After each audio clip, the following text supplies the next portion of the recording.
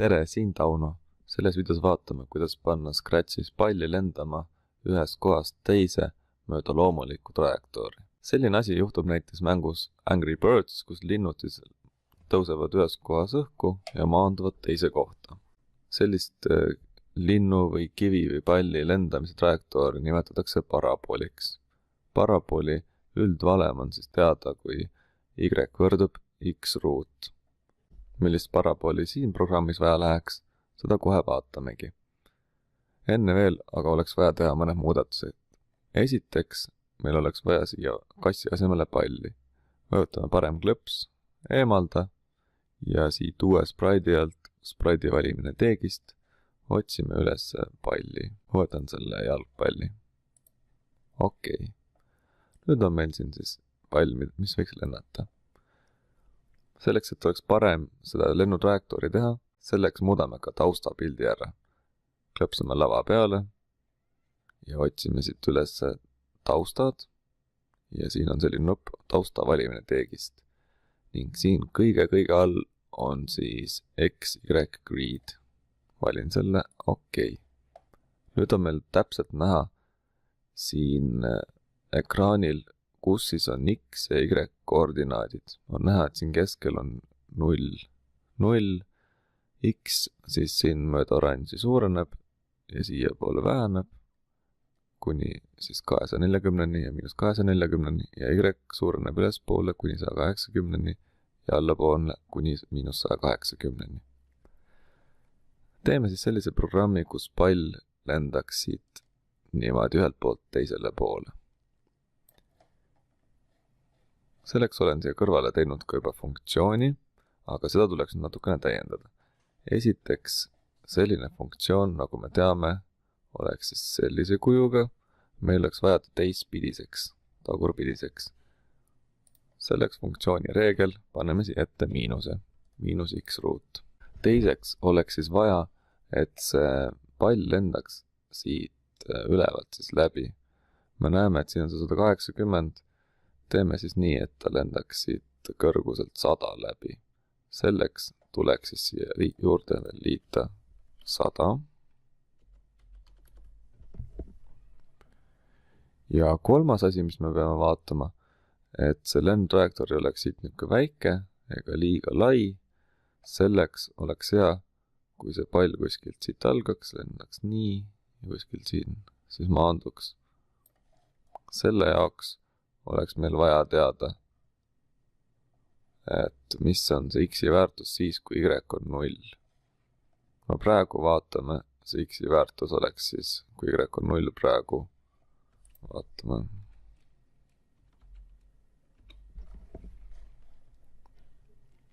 X ruut võrdub 100, ehk siis x on ruut juurde 100, oleks 10. No 10 on meil siin samas juures, et meil oleks vaja, et see oleks vähemalt 100. Et selleks on kõige lihtsam viis korrutada see läbi veel 0,01-ga.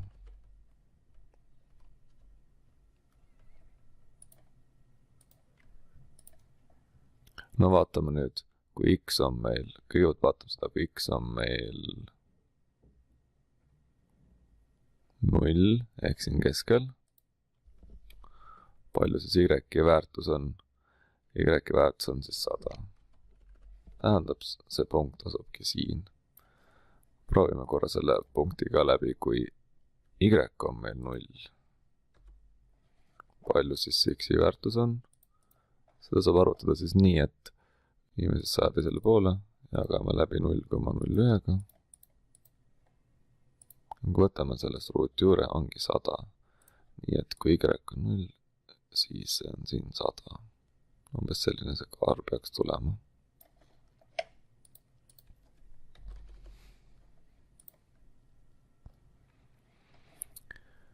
Ega siis midagi, hakkame seda lennutrajektoori siin programmeerima. Selleks tulekski meil kõigepealt panna selline plokk sündmuste alt, kui klõpsatakse rohelist lippu. Seejärel tuleks panna palli asukoht. Ja palli asukohaks siis määrame mine ja algpunktiks on siis miinus. X on -100. See on see koht siin.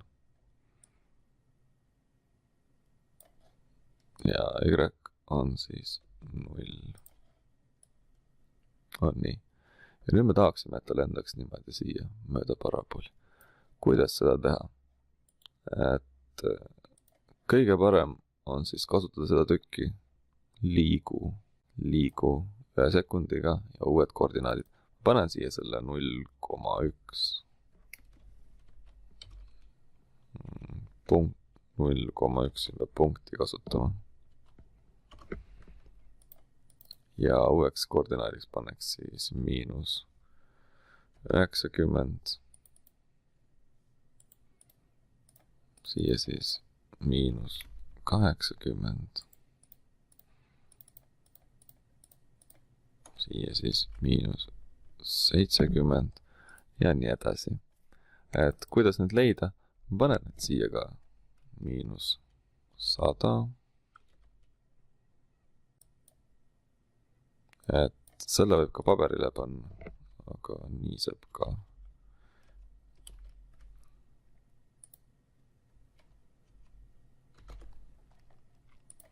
Ja siis tuleb lihtsalt arvutada, et panna see x-i väärtus siia sisse ja arvutada. Võtame siis 100 ruudus on sama, mis -100 ruudus, nii et see on siis 0. Kuidas seda leida siis? Kõige lihtsam viis on panna siia asemele 90 ruudus korda 90. Ja seejärel korrutada seda 0,01-ga, 0,01-ga. Saame 81, see on siis -81 ja 100-st lahutame siis maha 181. Saame 19. 80 samamoodi. Saab võtta ka nii, et 80 korrutusmärk ja võrdusmärk. Siis korrutame seda 0,01-ga. 64, 100-st maha. 36. Ja 70-ga siis niimoodi. Samamoodi 70 ruudus. Korrutame 0,01-ga. 0,01-ga. Ja lahutame 100-st maha. Saame 51. Paneme need siia sisse ka, et 100 puhul oli siis 0, selle puhul 19, selle puhul 36, selle puhul 51. Vaatame, kuidas töötab. No nii, on näha, et algus on olemas. Algus on olemas. Selliselt jätkates saamegi selle terve selle kaare siit. Tegelikult vaatame ka teist võimalust, et on ka lihtsam viis. Sellise asja saaks ka teha automaatselt, et võtame andmetelt loomuutaja, paneme sellele nimeks x, okei, ja saame ka teha nii, et võtta x 100 ja saame seda x-i kasutada siin. Ja siia pole siis muud, kui me muudame seda pärast igat sammu x-i siis niimoodi, vot nii. Kuidas aga teha seda lihtsamaks, et me peaks iga kord arvutama, selleks saame ka teha eraldi y-i. Okei, ja panna siia, et y on meil siis seesama arvutustehe. Y on siis meil, võtame siit kahe arvu korrutis. See on siis miinus 0,01 ja korda x ruudus. Võtame siit siis selle ja paneme siia x-id. X. Siia paneme x-id. Nii. Ja sellele peab liitma siis ka juurde. Võtame siit ka liitmise. Selle korrutusmärgi kupatuse pean siia saama. Otsaga. Ja paneme siia siis selle 100. Ja sellisel juhul ta ise arvutab välja selle. Nii et me ei pea pikalt midagi tegema. see on väga mugav, arvuti teeb ise ära.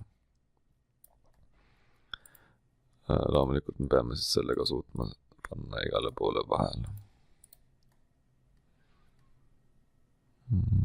Siia vahele. Nii, proovime nüüd. Ja täpselt samamoodi töötab. Nii et selliselt säästab arvuti meid sellest vaevast, et me peaksime seda tabelit ise täitma. Nüüd vaatame ka kolmandat viisi. Mis teeb selle asja veelgi lihtsamaks, et me näeme, et tegelikult me kordame täpselt sama asja kogu aeg. Et meil on see kogu aeg täpselt samad tükid. Et selleks me võimegi kasutada siis juba kordamist. Ja see korduse tüki saame panna siia. Viskame kõik need ülejäänud kordused ära. Ja mitu korda seda korrata? Kui me 10 võrra suurendame, alustame siin -100, lõpetame +100-ga, siis 20 korda. No proovime nüüd. Kusutasin kogemata selle liikumisega ära. Panen seal liiguga siia. 0,1 ja X ja Y. Ta peab liikuma ka, mitte ainult arvutama, proovime. Hops. Ja nii ta siis liigub. Selle liikumise asemel võib ka kasutada seda teist plokki, mine. Aga siis ta on natukene kiirem, et siin ei saa seda kiirust muuta. Nii, ja teie ülesandeks on proovida siis esimese, teise ja ka kolmanda meetodiga, kas saate selle palli lendama näiteks -200 kõrgemalt või siis lausa võite proovida siit altpoolt alustada ja teha selline pallihüppe. Aitäh vaatamast ja loodan, et videost oli abi. Edu katsetamisel!